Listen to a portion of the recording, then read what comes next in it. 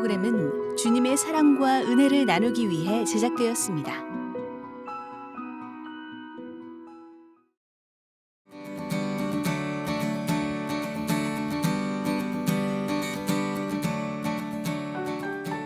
안녕하세요. 치유와 감동이 있는 토크 콘서트 반창고의 이동규 목사입니다. 여러분, 축복과 형통함이라고 하면 무엇이 생각나십니까? 축복과 형통함의 이 울타리 속에는 여러 가지 일들이 있지만 또한 그 가운데 우리는 행복이라는 것을 볼 수 있습니다. 어떻게 이것을 볼 수 있을까? 오늘 우리가 만나볼 분의 이야기가 바로 그러한 이야기입니다. 축복과 형통함이라는 울타리 속에 우리가 겪는 여러 가지 일들, 그리고 그 속에서 우리가 어떻게 행복을 만들고 찾을 수 있을 것인가. 오늘 우리와 함께 하실 분을 먼저 영상으로 만나보겠습니다. 남편이 옆에 있어서 힘든 줄 모르고 살았던 이수원 집사. 갑작스런 사고로 식물인간이 된 남편. 본인 또한 폐암으로 삶을 포기하려 했던 그때 자신을 찾아온 하나님과의 만남. 남편을 혼자 돌봐야 했던 힘들고 외로웠던 길이 이제는 남편이 하나님이 보내준 특별한 선물임을 깨닫게 되는데, 저도 하나님 만나기 전에는 힘들고 외로운 길을 살아왔답니다. 지금은 하나님 만나고 너무 행복하고 감사하면서 제2의 인생을 살고 있습니다. 14년간 깨어나지 않는 남편을 향한 이수원 집사의 변함없는 사랑 이야기를 들어보자.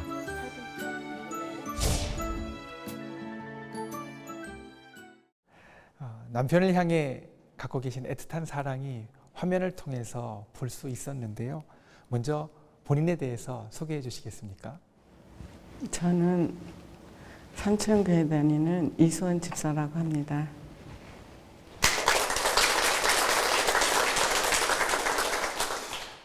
화면에서 본 것과 그리고 또한 집사님의 말을 통해서 그간에 경험하셨던 시간들의 무게가 느껴지는 것 같습니다. 어떻게 많이 힘드셨지요? 그래도 신랑이 옆에 있어서 힘든지 모르고 제가 살았던 것 같아요. 힘들었던 그 시간, 그런데 그 가운데에서 남편이 함께 있어서 신랑이 옆에 있어서 힘든 줄 몰랐다라고 하시는 말씀, 무언가 특별한 것을 우리에게 기대하게 만드는데, 정말로 힘들고 어려울 것 같은 삶 가운데 어떠한 행복의 이야기, 어떠한 사랑의 이야기, 어떠한 감동의 이야기가 있었는지 이제 우리가 박수로 함께 청해 듣도록 하겠습니다.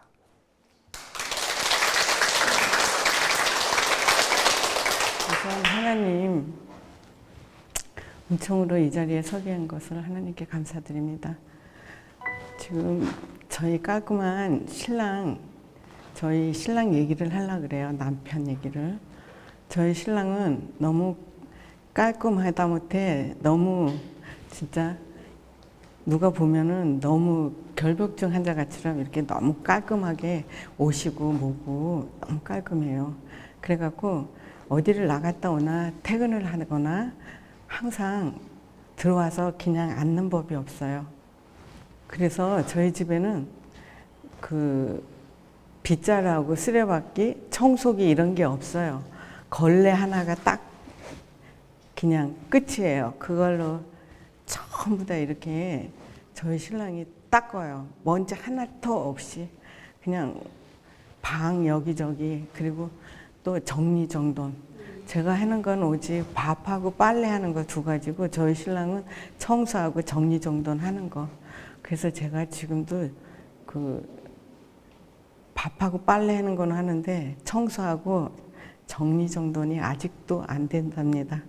그렇게 저를 애기처럼 항상 어디 갈 때도 이렇게 데리고 가고 슈퍼 갈 때도 따라가서 무거운 거 들고 오고.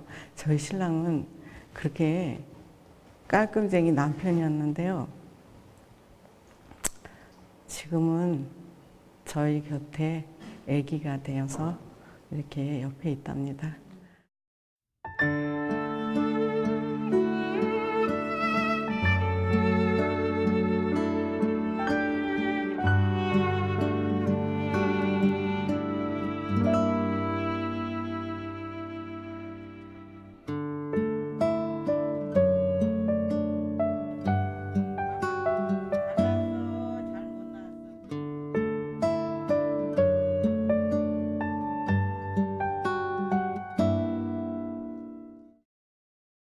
저희가 만난 지 25째, 그리고 저희 신랑이 35세 저희 만나게 됐습니다. 그래서 만나서 집에 인사를 갔는데 아버지가 반대하더라고요. 나이가 너무 많다. 그리고 가진 것이 없다. 그게 반대였어요. 그래서 제가 그 사람을 택한 거는 금전적인 것 같고 택한 건 아니거든요. 성실하고 근면하고 거짓을 안 할 것 같더라고요. 그래서 저희가 둘이 같이 살기 시작했어요. 그래갖고 한 2년 만에 저희 부모가 이제 허락해갖고 혼인신고를 했어요. 둘이서. 그래서 해갖고 혼인신고를 하고 신랑이 오면서 이런 등본인가 뭔가 떼웠더라고요. 그러면서 하는 말을 이제는 당신은 내 거니까 아무 데로 못 가. 이렇게 딱 그러더라고요. 그러면서 나한테 하던 생각이 나네요. 지금도. 그래서 저희가 휴가를 받아 2000년도 친정집에 가게 됐어요. 놀러. 그런데 저희 신랑이 이왕 왔으니까 산에 한번 바람 좀 쐴 겸 이제 등산을 가자고 하더라고요. 그래서 제가 신랑하고 그럼 당신 먼저 씻으세요. 그래서 이제 먼저 욕실에 들여보냈어요. 그리고 나니까 조금 있으니까 달그락 소리가 나더라고요. 뭔 소리가. 그래서 이게 뭔 소린가 그러고 내가 여보 무슨 일 있어요? 이러고 문을 열었는데 저희 신랑이 이렇게 누워 있는 거예요. 그래갖고 제가 여보 왜 그래? 그래서 이제 막 끌어올라갖고 119 싣고 병원에 갔더니 저희 신랑을 이제 죽었다는 식으로 얘기를 했어요. 그러니 가족들을 부르라고. 그래서 제가 그 땅바닥에 주저앉아서 막 울면서 전화했어요. 이래서 그런다 그러니까 저희 시댁이 전라도 순천이거든요. 올 때도 시간이 너무 많이 걸리잖아요. 그래갖고 저희가 그러고 있는데 조금 있더니 저희 신랑이 심장이 다시 뛰기 시작했다고 하면서 치료를 하기 위해서 중환자실로 인공호흡기를 달기 위해서 올라갔어요. 그래서 제가 신랑을 그때 더 좋은 그런 시설에서 치료를 받게 되면 좋아지지 않을까 싶어서 서울 병원으로 옮겼습니다. 옮겨갖고 산소호흡기를 끼고 있다가 언젠가 자기가 호흡을 하고 막 이러니까 일반 병실로 옮겼어요. 이제 옮기고 얼마 되니까 내사 판정을 내리더라고요. 그래갖고 저희 아주버님이 이제는 포기하고 이제 가라는 식으로 얘기를 하는 거예요. 그래서 제가 그 자리에서 얼마나 울었는지 저희 신랑 붙들고 그래서 그때 저희 신랑을 이렇게 붙들고 울다가 다음날 전화했어요. 제가 저희 신랑을 안고 가겠다. 그러니까 신경 쓰실 필요 없어요. 그래서 저희 신랑을 이렇게 들여다보는데 눈동자가 너무 맑더라고요. 그리고 자기가 숨도 쉬고 그랬는데 이걸 포기하라는 그 자체가 말이 안 되더라고요. 그래서 제가 포기할 수 없어서 제가 이제 끌어안고 어떻게 살아야 되나 이제 그 생각을 하는데 그 와중에 병원에서 이제는 여기서 치료할 것이 없으니까 딴 병원에 가든가 아니면 지우로 모시고 가라고 그러더라고요. 그래서 제가 저희 신랑을 끌어안고 그렇게 기도했어요. 제가 이 사람을 집으로 데려가더라도 미운 마음이 생기지 않고 사랑으로 이 사람을 보듬을 수 있도록 저에게 힘을 달라고. 그래서 저희가 그 신랑을 안고 집으로 왔어요. 그러니까 신랑도 집으로 오니까 너무 편해하더라고요. 그래서 저도 집에 오니까 너무 편해져. 따뜻한 방에서 잘 수도 있고 병원에 그 조그만 진짜 간이 침대에서 그 8개월, 9개월 거기서 사니까 제 몸도 아니죠. 그래갖고 그 신랑을 이제 어떻게 케어를 해야 되나 그리고 제가 생각하다가 우리가 먹는 음식이면 다 될 것 같더라고요. 그래서 제가 그걸 응용해서 뿔었다가 곱게 아주 갈아갖고 그것을 이 줄로 넣어주기 시작했어요. 그래서 이제 집에 와서는 그래서 그걸 넣어주고 있는 중에 어느 날 열이 막 나는 거예요. 열이 나니까 제가 병원으로 데려갔는데 그 병원에서 한 4번을 괜찮다고 자꾸 집에 보내더라고요. 그래서 제가 그 신랑을 안고 4번째는 아니 이렇게 환자가 고통스러워하고 근데 왜 자꾸 집으로 가라 그러냐고 응? 내가 막 그랬어요. 그랬더니 그럼 열만 내리게 해주시면 되겠네요 이러더라고요. 그래서 어쨌든 열은 내려야지 될 것 같아서 그렇게 해달라 그랬더니 딴 조금만 병원으로 소개를 해주더라고요. 그래서 거기서 밤새도록 열이 펄펄 끓고 그랬는데 치료를 안 하더라고요. 그래서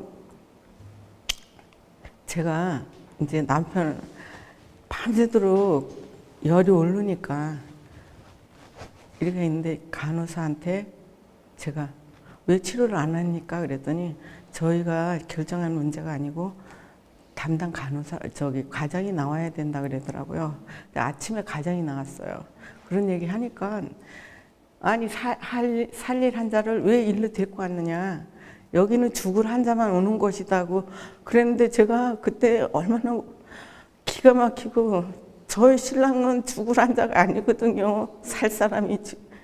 그래서 제가 전화를 했어요. 여기서 이렇게 하는데 왜 아무리 말 못하고 그런 환자라고 어쩌면 사람을 취급을 안 하느냐고 왜 이렇게 사람을 왔다 갔다 진덩어리처럼 이렇게 취급을 해주냐고 내가 막 그랬더니 그럼 다시 모시고 오세요 그러더라고요. 그래서 제가 그 병원에 계속 가면서 하여튼 1년이면 6개월, 7개월 저희 신랑은 그냥 병원에서 살다시피 했어요. 병원 생활을 그렇게 시작이 됐어요. 그래갖고 1년, 6개월, 7개월 가서 있는 거예요. 집에 왔다 잠깐 있다 가고. 그러던 중에 그 교회에 이렇게 순방하는 장로님이 계시더라고요. 그분이 저한테 와갖고 기도 좀 해드릴까요? 이렇게 얘기하시더라고요. 그래서 네, 기도 좀 해주세요. 제가 그랬어요. 그랬더니 기도를 하시는데 저도 그냥 거기 막 눈물이 나더라고요. 근데 저희 신랑도 그 기도에 반응을 하더라고요. 그래서 아, 내가 너무 늦게 하나님을 찾는 거 아닌가 싶기도 하고 그래서 아, 교회 이제라도 내가 교회 가야겠다 그리고 제가 남편을 위해 기도를 하게 됐어요. 그래서 다시 이제 병원에서 나와갖고 언니 소개로 권사님을 알게 됐는데 지금 권사님하고 제가 이렇게 해갖고 지금 교회를 다니게 됐어요.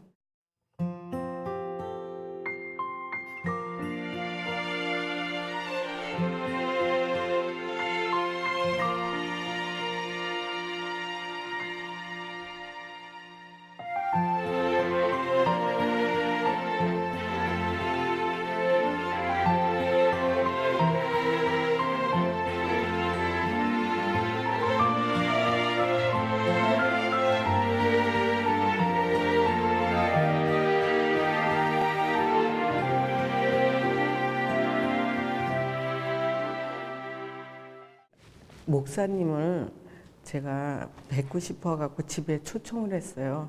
근데 그때 저희 신랑의 기적이 일어나더라고요. 한 이틀 됐어요, 기적인데. 갑자기 막 웃는 거예요. 아무런 이런 게 없었는데 막 웃고 울고 그러더라고요. 그래서 제가 아우 주여 감사합니다. 아멘 아멘 그러면서 아우 너무 감사합니다. 그래서 제가 막 저희 신랑을 끌어안고 울었어요. 한참. 그랬는데 저희 신랑도 제가 우니까 또 울더라고요. 그래서 아 이런 기적도 하나님이 주시는구나 그래갖고 제가 너무 그래서 누구한테 막 자랑하고 싶더라고요. 저희 신랑이 이렇게 해서 반응을 하더라. 울고 하고 울고. 그래서 내가 딴 사람한테 얘기하니까 그 사람들은 그거를 별로. 그래서 저에겐 참 기쁨이고 이게 기적인데 남들이 다가오는 거는 그것이 기적이라고 생각 안 하더라고요. 그래서 혼자 저는 이제 너무 기쁘잖아요. 저희 신랑이 여보 그러면은 웃기도 하고, 여보 우리 사진 찍어요. 막 그러면 웃어요. 웃어갖고 사진 찍고 막 그랬어요.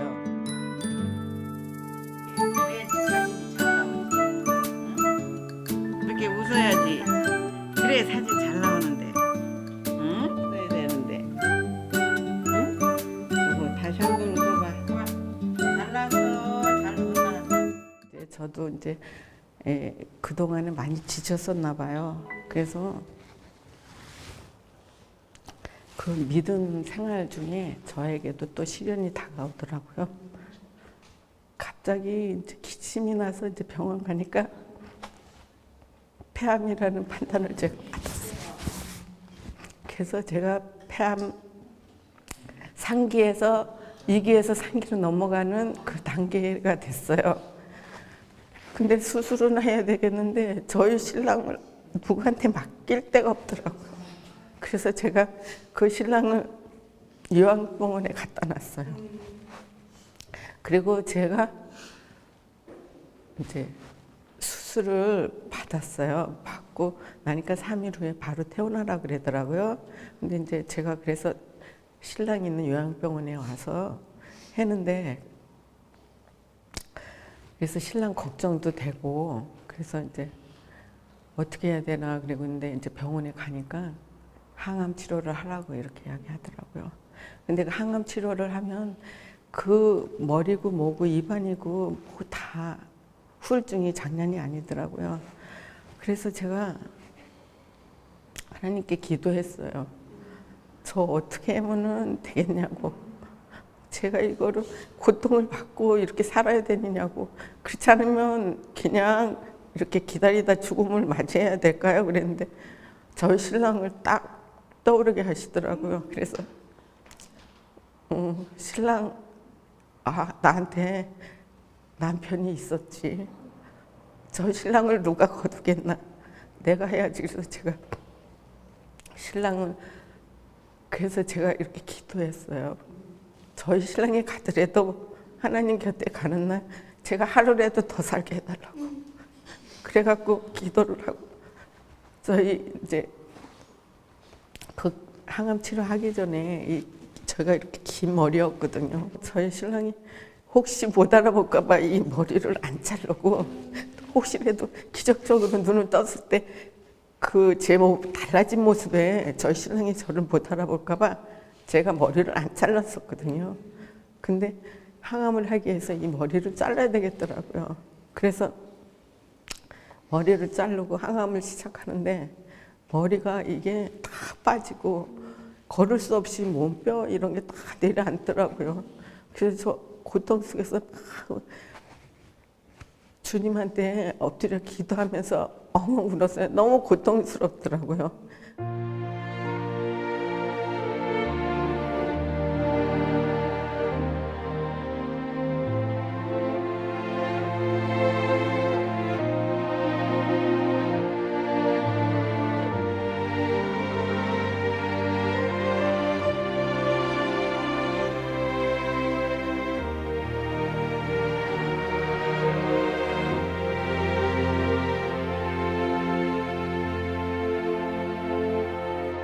정도 그래도 치료한 다음에 제 신랑을 집으로 모시고 왔어요.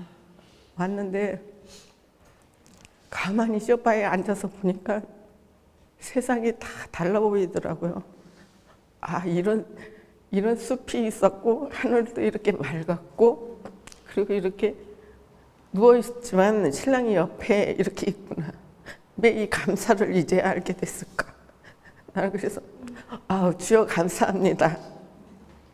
이렇게 깨달음을 너무 늦게 제가 깨닫게 됐고 이 귀중한 진짜 세상에 다 이렇게 눈을 뜨고 세상을 볼 수 있고 제가 땅을 딛고 걸을 수 있고 이것이 다 감사하게 느껴지더라고요. 그래서 하나님이 저희 신랑을 이렇게 옆에서 지키라고 이렇게 다시 또 건강을 주시더라고요. 그래서 지금은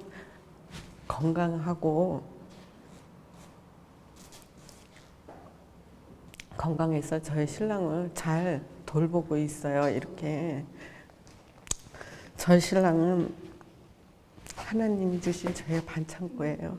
그리고 저희 신랑을 끝까지 제가 곁에서 지킬 거예요.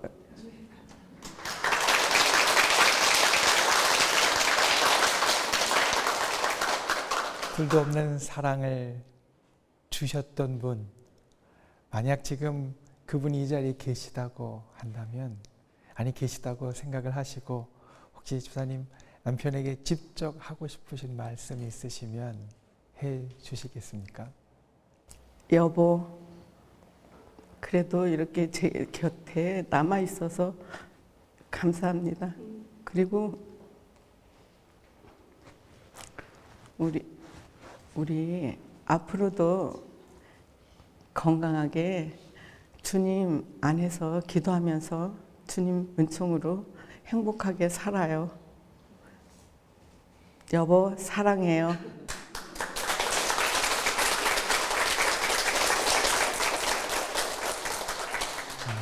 정말 가슴 뭉클해지는 시간입니다.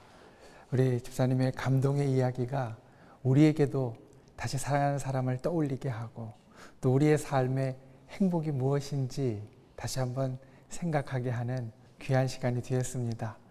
집사님께서 아픈 병에서 치료되신 것 같이 또 사랑하는 남편께서도 속히 집사님의 바람대로 기도대로 회복되어서 두 분이 이 사진과 같은 행복한 모습으로 우리 앞에 설 수 있기를 기도하고 소망합니다.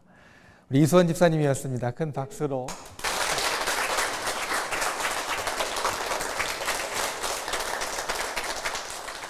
여러분, 요셉, 성경에 있는 요셉이라는 인물을 생각하면 무엇이 떠오르십니까?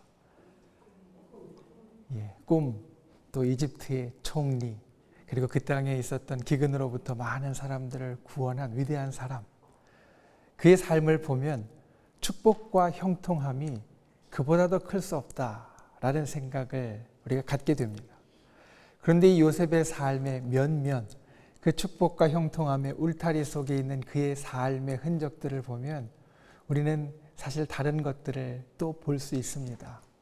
질투로부터 형제들에게 배신을 당하고 또 고통을 겪으며 감옥에 갇히고 오해를 받고 그리고 아무도 인정해 주지 않았던 시간이 그에게 있었습니다.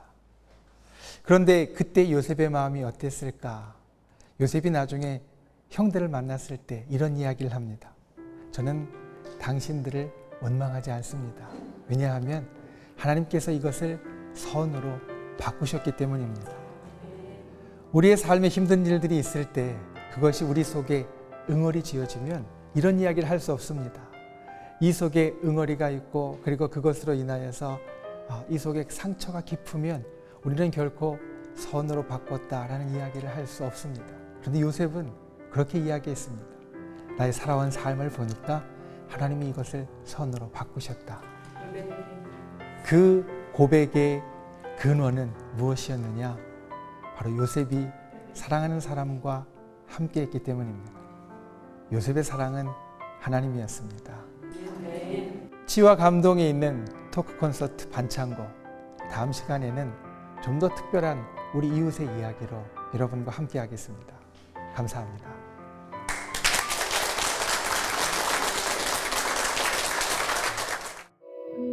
이 방송을 보시고 영상 선교에 참여하실 분은 ARS 060-800-1111번을 눌러주세요.